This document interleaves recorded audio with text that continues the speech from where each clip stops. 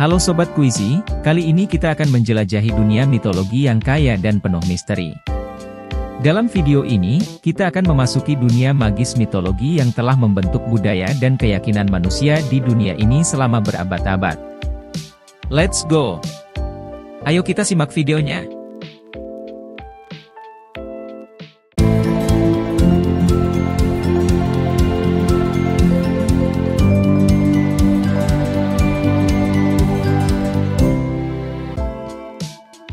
Garuda atau Garula dalam bahasa Pali adalah salah satu makhluk antropomorfis mitologis dalam Hinduisme, Buddhisme, dan Jainisme. Menurut agama Hindu, ia merupakan wahana Dewa Wisnu, salah satu Trimurti atau tiga dewa utama. Dalam agama Buddha, ia merupakan Dhammapala atau Astasena, dan dalam Jainisme, ia merupakan salah satu yaksa, dewa pelindung, Tirthankara Shantinatha. Interpretasi fisik Garuda bermacam-macam. Kebanyakan, ia digambarkan bertubuh tertutup bulu emas, berwajah putih, dan bersayap merah. Paruh dan sayapnya mirip yang dimiliki burung elang, tetapi tubuhnya seringkali seperti manusia. Ukurannya besar, sehingga dalam salah satu cerita ia dapat menghalangi matahari.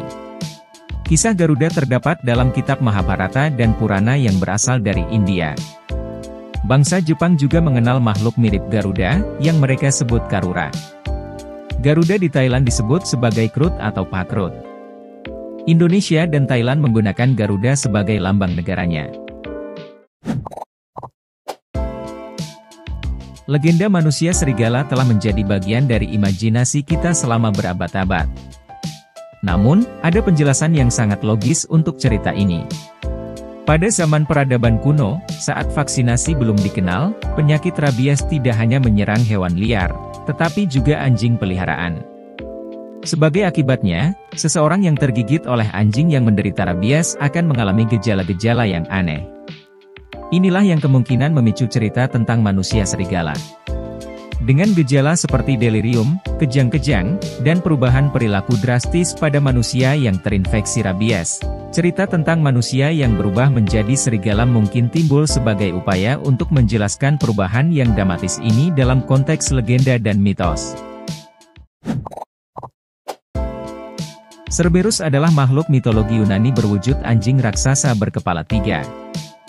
Dia merupakan keturunan dari makhluk mitologi Yunani lain, Typhon dan Echidna.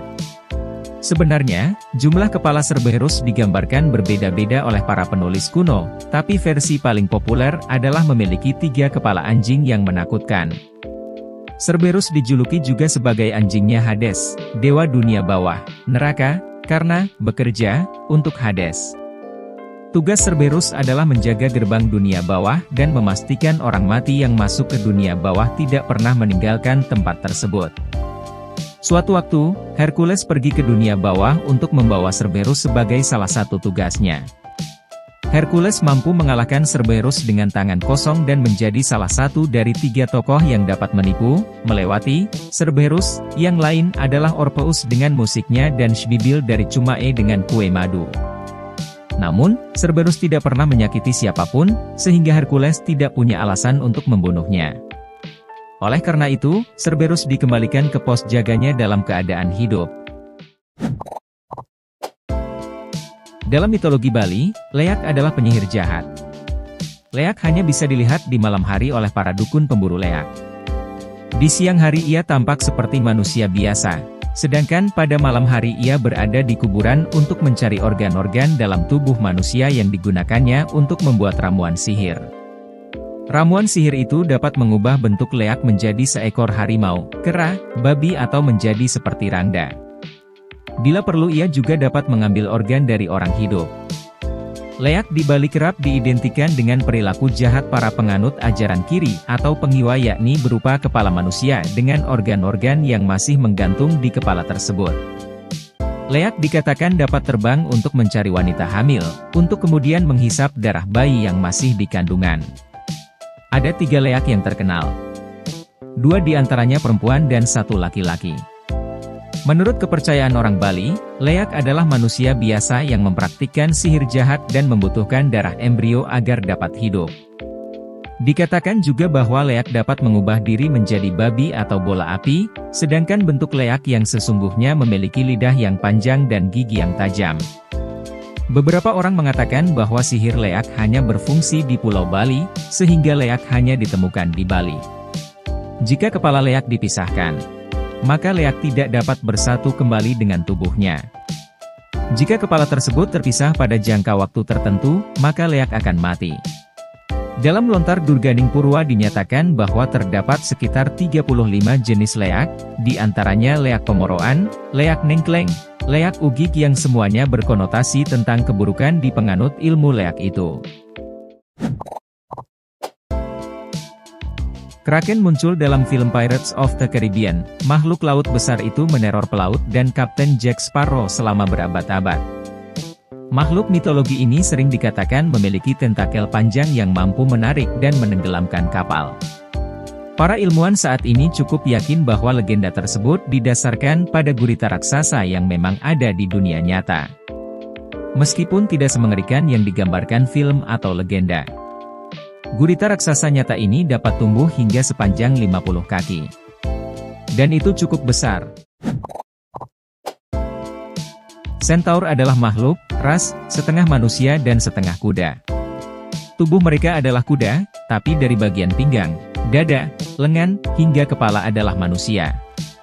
Centaur disebut-sebut sebagai anak Ixion, Raja Lapit, dan Nephele, awan yang dibuat oleh Dewi Hera.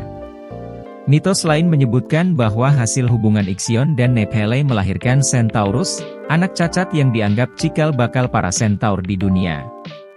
Namun, karena selalu cekcok dengan manusia, Centaurus diusir dari Gunung Olympus ke Gunung Pelion. Di sana, dia menikahi seekor kuda betina Magnesia dan lahirlah ras Centaur. Kebanyakan Centaur digambarkan sebagai makhluk yang liar. Namun, ada satu Centaur bernama Chiron yang berbeda karena paling bijaksana, sederhana, dan beradab. Dia tinggal di Gunung Pelion dan memiliki keterampilan mengobati, juga jadi pengajar beberapa tokoh mitos Yunani, seperti Achilles dan Aesculapius. Seperti Centaur lain, Chiron adalah makhluk abadi. Namun, tidak sengaja terluka oleh panah milik Hercules. Panah tersebut telah dilumuri darah Hydra sehingga Chiron sangat kesakitan. Ketika Hercules meminta Zeus membebaskan Prometheus dan Zeus meminta seseorang harus berkorban, Chiron pun mengajukan diri. Chiron akhirnya mati demi membebaskan Prometheus dan dari rasa sakit yang ia alami. Cindaku merupakan makhluk mitologi seperti werewolf yang berasal dari Sumatera Barat. Cindaku digambarkan sebagai sosok perwujudan manusia yang dapat berubah wujud menjadi setengah harimau. Sampai saat ini, sosok Cindaku masih dipercaya oleh masyarakat di Sumatera Barat. Werewolfnya Indonesia ini dikenal sebagai manusia yang memiliki ilmu magis. Ilmu tersebut didapatkan secara turun-temurun dari warisan nenek moyangnya. Pada zaman dahulu, diceritakan ada seorang pendekar yang hidup di salah satu desa Payakumbuh, tepatnya di sekitar Lembah Harau. Pendekar tersebut menguasai silat dan melakukan pertapaan panjang yang membuat dirinya bisa merubah wujudnya menjadi siluman harimau. Dikisahkan, mereka yang mampu berubah menjadi Cindaku telah memiliki bakat spiritual dan berdarah murni. Mereka dikatakan mampu berubah menjadi harimau ketika menempelkan dadanya di tanah kelahirannya. Menurut ceritanya, sosok ini menguasai daerah Gunung Merapi dan Gunung Singgalang. Werewolfnya Indonesia ini diyakini masih ada hingga sekarang di ranah Minang. Itulah perjalanan kita ke dalam dunia mitologi yang menakjubkan. Jadi, bagaimana pendapatmu tentang semua yang telah kita bahas? Jawab di kolom komentar ya.